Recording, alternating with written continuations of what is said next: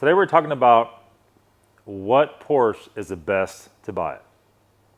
And this is a huge topic. A lot of the situation is everybody wants to buy the cheapest Porsche they could get. That's usually a terrible idea. That brings us to the 986. The 986 is the Porsche Boxster. Would that start 96 or 97? And ran up to 2004. And 05 was the first year, 997. So those engines had the issues just like everything else. Had IMS, cracked cylinder heads, head gasket issues, aerial separator, on and on and on. The catch of that is you go on Facebook Marketplace right now and buy a 986 for anywhere from, depends on what kind of shape you're looking at, $2,500 up to 20 grand, right? 20 grand would be a rare color combo, almost no miles, if that's what you're into. And then of course 996, which was a 911 those years, and those follow suit with the same kind of issues. The 3.6 and 3.8, 3.4 and 3.6, and whether it was S or a standard car. And these cars had the same issue. The later 996 had bore scoring. What was it? 02, 03, and 04 had that. The older ones did not have that. And these cars now, they're going up every day as they go. You could buy a 996 for, depends on what mileage of stuff is on it. I would say 17, 18. On up to $40,000, $50,000. Depends on what the combo is on it. And so does that make a 986 or 996 premium cars to buy? In my opinion, the 986 is not a good car to buy. It's not worth enough money to warrant the cost of fixing those cars. So what you're going to run into is if you buy a 986 Boxster and you go try to fix it, you're going to quickly have more in it than what it's worth. And it doesn't make sense to do it. It's not a car that has the advanced interior. It's not a car that particularly looks great. It is a little bit stubbier, a little bit cheaper looking than the 987. And, you have that. So that brings us up from 996 and 986 to 997. So 997 is like our Cayman right here. And that is basically Cayman and 911 from 2005 to 2012. So 987 has a lot better interior, a little better curves on it. They started making the Caymans in the 987 body style that was not available in the 986. And that brings you a lot more money. So let's start off with the 987 Cayman or Boxster. Let's say they probably start about 16 grand. That's like the bottom rung, one that's somewhat broken. And to get a decent one, you have to pay close to 30 for it. That has decent miles, like 80,000 miles. A sport kernel package like this car has. Nice wheels, nice interior, and 6-speed car. I would say they start about 30 for that. And they go up to 40, depends on what you want.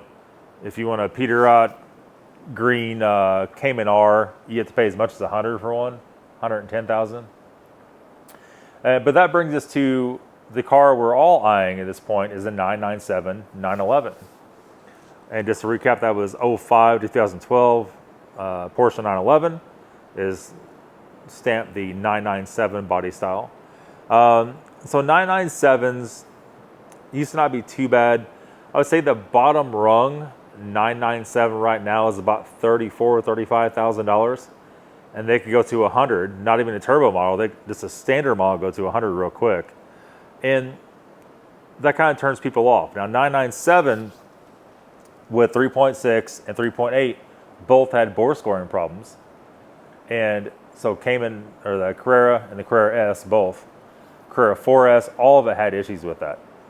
Now the issue is trying to get that bore score situation fixed. If you don't have your own shop, you don't have your own stuff, is a monumental cost. So let's say you pay $35,000, $40,000 for a 997 911, and then all of a sudden needs 10 or 15 grand worth of parts, rebuild parts for the bore scoring. Then what are you going to do? Well, you're not going to fix it. It doesn't make any sense to fix it. If you have a loan on the car and you can't just get rid of it, then you have to do something. I don't know. You would think more of those would be coming up right now with that issue, but they don't. What we do see is some coming up with that issue that are still trying to be sold for full price. And people are trying to pass them under the table, pass them off before they blow up, and things like that. How much is bore scoring? How much to get new sleeves put in? If you send it out of country here, we get new sleeves put in for about $3,000. I think it actually was less than that. It was for new sleeves, new pistons, new bearings, and the gaskets is about $3,000. If you have it done here in America, how much is it? It's $10,000 for that same service. And then you have to buy, pistons, bearings, everything for it, head gaskets. You might as well do while you have the case split, you might as well do your IMS while you're in there. That's if there's nothing else wrong with it. There could still be 100 things wrong with it. While you're out, if oil or separator hasn't been done, your oil cooler stuff, your clutch, if it's a manual, it just racks up and racks up and racks up. Money, money, money, money. If the car needs any kind of paint work, interior work, it stacks up. So what is the best Porsche to buy right now? If I was going to buy a Porsche tomorrow, I did not want to have to work on it for the next 5 years. What would I buy? Oh, Phil, what do you think you'd buy? Think you buy that 2021 Carrera 4S for 100 grand? Probably. And a lot of you guys are like, fatty, but that's 100 grand. That's what she costs, boys. If you go buy a 996 or 997, you're going to have issues.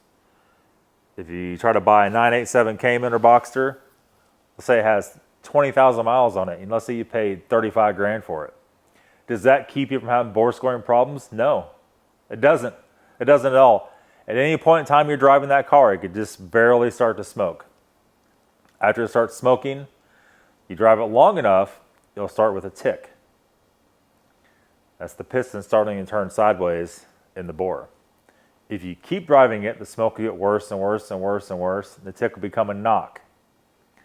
And not long after that, it'll grenade itself. And how much does a 996 or 997 or 987 engine cost? For a used one, no less than 10 grand, 10 to 12 to 13 grand. Is the one that the engine you're buying any better than what you're taking out? Probably not. That's the catch of it. Then you're back to the rebuild. So without talking myself in a circle, that's my opinion of it. You don't want to work on something, it has to be something pretty damn new. They did alleviate a lot of those issues in newer cars. Everybody wants a PDK car. I want a PDK car, right? If that PDK breaks, that transmission breaks, it's a lot of damn money. If you get a manual car, you kind of get out of a lot of that. Unfortunately, it's a huge debate right now, manual versus PDK on newer Porsches, because most people can't drive a manual anymore. Most younger people can't drive manual. A lot of older people still can. But when you go to sell that car and it's a manual, you kind of slice out half of your potential clientele of buying the car. And you have to look at that too. They came in, the 97 came, we got some manual. You can't get PDK until 987.2, which is 09. This car's an 08. But a good spec PDK 987.2, you're in the 40s. For a 981 Cayman, you're in the 50s and 60s. For a 718 Cayman, you're in the 60s, 70s, and 80s as far as price goes. There's no cheap solution to it. They are very particular cars. There is no substitute for a good Porsche. Your mid-engine Porsches, your Caymans, your Boxsters, is a tremendously better handling car than the 996s and 997s. It's just the way it is. Not a little bit, tremendously better. But if you just want a Sunday cruiser, your 996 and 997 is probably a lot better car for you. If you got a couple very short kids or a dog, you have a little bit of a back seat in these cars. But that's it. That's my professional thoughts on this whole situation after owning pretty much all these cars at some point in time in my life. Take it for what you will. Just some old man's advice. That's going to be it, guys. See you all very soon. Thanks for watching. Have a good day.